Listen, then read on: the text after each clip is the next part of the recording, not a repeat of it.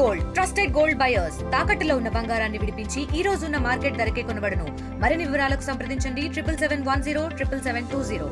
Montha effect ఉమ్మడి కర్నూలు జిల్లాను అతలాకుతలం చేసింది. ప్రధానంగా ఎక్కువ తీవ్ర స్థాయిలో శ్రీశైలం నియోజకవర్గంలోనే ఎక్కువ ప్రభావం చూపింది. ఇక్కడ చెరువుకి గండిపడిందనేసి రాత్రి ఒక పెద్ద పుకార్లు రావడంతో శ్రీశైలం నియోజకవర్గ ఎమ్మెల్యే బుడ్డ రాజశేఖర రెడ్డి సిద్ధాపురం చెరువు దగ్గరకు వచ్చారు. సార్ ఇక్కడ ఎలాంటి పరిస్థితి ఉంది? గండిపడింది ఎలా అదే గండిపడిందని చెప్పేసి నైటే మాకు రిపోర్ట్ వస్తే ఇమీడియట్ గా అధికారులు కూడా పంపించాము. నేను కూడా కొంచెం లేట్ కావడం రాలేకపోయాను. ఇంతకారులు ఇమీడియట్ గా వచ్చి చూసి అది గండి కాదు అండి, రెగ్యులర్ గా సీపేజెస్ ఏ రిజర్వాయర్ కైనా కూడా సీపేజెస్ అనేవి ఉంటాయి. ఆ సీపేజ్ మాత్రమే, దానివల్ల ఆందోళన చెందాల్సిన అవసరం. అయినా కూడా ప్రజలు కొంచెం భయభ్రాంతులు ఉంటారు కాబట్టి నేను కూడా పర్సనల్గా వచ్చి చూస్తామని. ఒకవేళ అటువంటి పరిస్థితి ఉంటే నిన్ననే ఇమ్మీడియట్గా ఇవన్నీ కూడా కార్యక్రమాలు స్టార్ట్ అయిపోయిండేది. అంటే పోయినసారి గతంలో అది గండిపడింది, మనం తీస్తే మీకే కనపడింది. ఆ రోజు ఈరోజు దానికన్నిటి కూడా నివారణ కార్యక్రమం ఏం చేపట్టాం మేము. చూడండి, లెఫ్ట్ స్లూయిస్ కానివ్వండి, రైట్ స్లూయిస్ కానివ్వండి, మొన్ననే అంటే మన ప్రభుత్వం వచ్చిన తర్వాతనే ఇవన్నీ కూడా పకడ్బందీగా ఆ స్ట్రక్చర్స్ అన్నీ కూడా మళ్ళీ కింది నుంచి అంటే దాదాపు బెడ్ లెవెల్ కంటే కూడా కిందికి వెళ్ళేసి అక్కడ నుంచి కాంక్రీట్ వర్క్ తీసుకొని వచ్చినాం కాబట్టి స్లూయిస్ దగ్గర ఎక్కడ కూడా అటువంటి జరిగే పరిస్థితి. స్లూయిస్ జనరల్గా ఎక్కడ స్లూయిస్ దగ్గరనే ఈ ప్రాబ్లమ్స్ వస్తాయి. సో అటువంటి ప్రాబ్లం ఇప్పుడు లేదు. మొత్తం స్ట్రక్చర్ తీసుకొచ్చేసాం, దానికి సంబంధించిన కన్స్ట్రక్షన్ అయిపోయింది. ఇప్పుడు ఆ ప్రాబ్లం లేదు. బట్ ఎనీవే మనం కూడా ఒకసారి వస్తే ప్రజలు కూడా ఒక ధైర్యం ఉంటుంది కాబట్టి సో అవి రెగ్యులర్గా మీరు 365 days రిజర్వాయర్లో నీళ్ళు ఉన్నప్పుడు ఎప్పుడైనా వచ్చి చూసుకోండి. అటువంటి సీపేజెస్ ఏ రిజర్వాయర్ దగ్గరే ఉంటాయి. సీపేజ్ వేరు, గండి పడ్డం వేరు. సో ఇది తేడా అంటే సామాన్యంగా తెలియదు కాబట్టి పాపం వాళ్ళు భయపడతారు. శ్రీశైలం నియోజకవర్గంలో ఈ మొంతా ఎఫెక్ట్ ఎక్కడెక్కడ ప్రభావం చూపింది? ఎన్ని ప్రాంతాల్లో ఈ వాగులు పొంగడం కానీ లేకపోతే ఎఫెక్ట్ అయితే దాదాపు మన అన్ని మండలాలలో దీని ఎఫెక్ట్ అయితే ప్రభావితం బాగానే ఉంది. శ్రీశైలం మండలం కానీ ఆత్మకూరు, వెలుగోడు, బండార్పల్లి, మహానంది అన్ని చోట్ల ప్రభావం. ఎందుకంటే మాకు చుట్టూ ఫారెస్ట్ ఉంటుంది కానీ కొంచెం ఎక్కువనే ఉంటుంది కాబట్టి రిజర్వాయర్స్ కూడా చుట్టే ఉన్నాయి కాబట్టి ఆల్రెడీ ఫుల్ లెవెల్ ఎఫ్ఆర్ఎల్స్ అన్నీ ఫుల్ లెవెల్ ఉన్నాయి.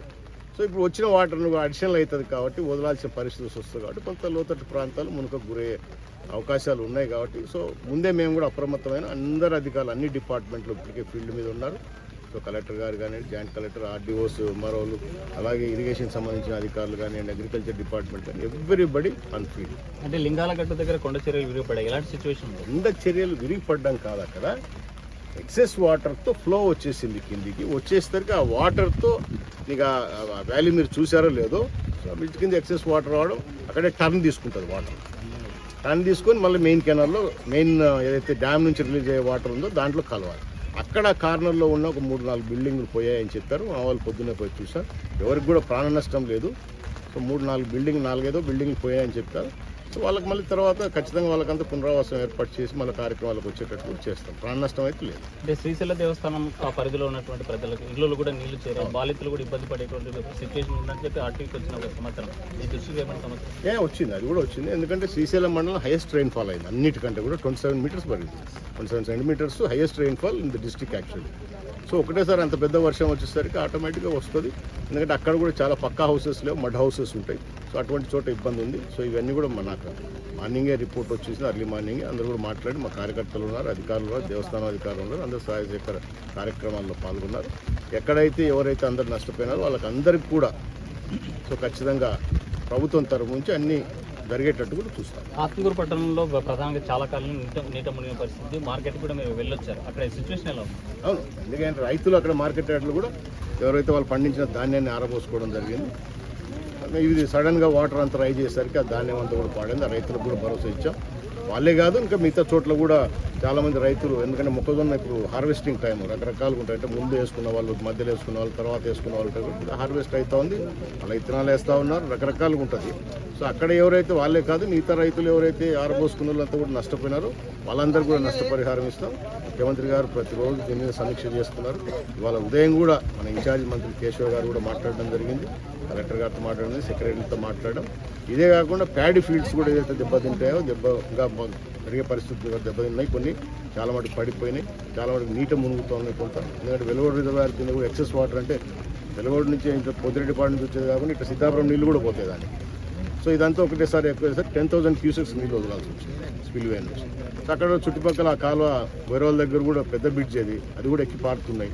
సో చుట్టుపక్కల పొలాలన్నీ కూడా నీట మునిగే ప్రమాదం ఉంది, నీట మునిగినాయి. సో వాటన్నిటిని కూడా అక్కడే కాదు, ఎక్కడ ఏ మండలమైనా, జిల్లా అయినా, రాష్ట్రమైనా ఎక్కడైనా సరే రైతు నష్టపోయిన ప్రతి రైతుకు కరెక్ట్గా ఎన్యూమరేట్ చేసేసి వాళ్ళకు నష్టపరిహారం కూడా జరుగుతుంది. అంటే వర్షాలు వచ్చిన ప్రతిసారి ఎక్కువగా ఎఫెక్ట్ అయ్యేది సంగమేశ్వరం వెళ్ళేటువంటి గూడాలు, ఆ గూడాలకు సంబంధించిన భవనానికి ఉపయోగేటువంటి పరిస్థితి, రాకపోకలు ఆగిపోయి సిచ్యువేషన్ ఉంది ఇప్పుడు ప్రజెంట్ అక్కడ ఎలా ఉంది? అందుకే ఇవన్నీ కూడా మేము రాబోయే కాలంలో ఖచ్చితంగా ఎక్కడైతే హై లెవెల్ బ్రిడ్జెస్ అవసరమో, ఎక్కడైతే నీకు కెనాల్ సిల్టింగ్, బ్యాంక్స్ స్ట్రెంగ్తనింగ్, ఇవన్నీ కూడా చేసే కార్యక్రమం ఖచ్చితంగా చెప్పండి.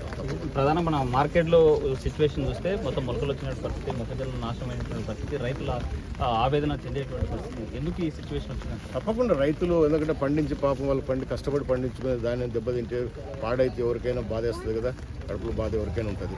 అందుకే మేము వాళ్ళకి భరోసా ఇస్తున్నాం, ధైర్యం ఇస్తున్నాం. మీరు ఎవరు బాధపడాల్సిన పని లేదు, భయపడాల్సిన పని లేదు. మన ప్రభుత్వం మీ తరఫున మీకు అన్ని రకాలుగా న్యాయం జరిగేటట్టు చూస్తుంది అని చెప్పేసి చెప్పడం కూడా జరిగింది.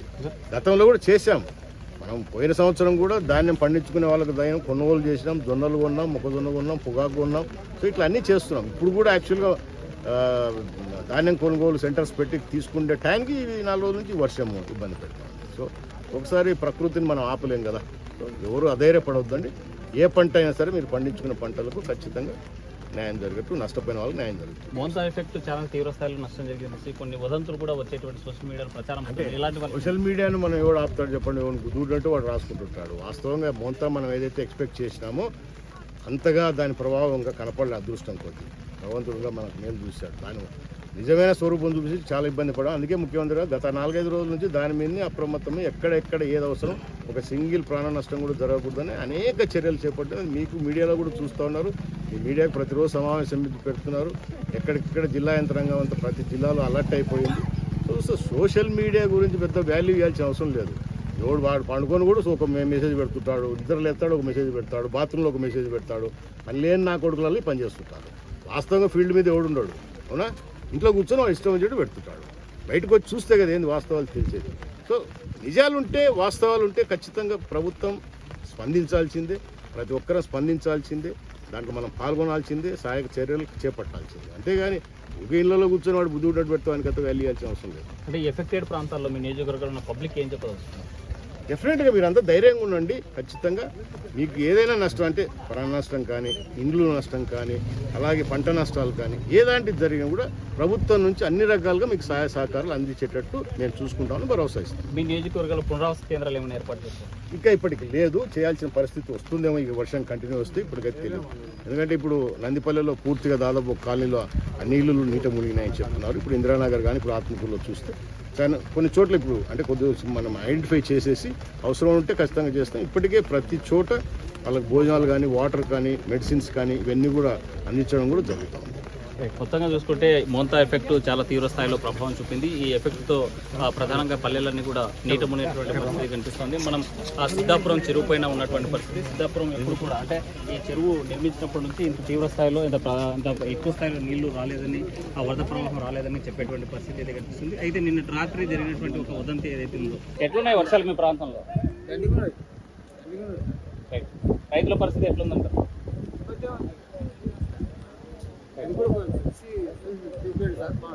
మొత్తంగా చూసుకుంటే మొత్త ప్రభావం చాలా తీవ్ర స్థాయిలో ఉన్నటువంటి నేపథ్యంలో అధికార యంత్రాంగం అప్రమత్తమైంది. ఎప్పటికప్పుడు అంటే ఉమ్మడి కర్నూలు జిల్లాలో హైయెస్ట్గా 75 మిల్లీమీటర్ల వర్షపాతం నమోదైంది ఒక శ్రీశైలం నియోజకవర్గంలోని. శ్రీశైలం నియోజకవర్గంలో ఎక్కువగా ఎఫెక్ట్ అయినటువంటి ప్రాంతాలు కనిపిస్తాయి.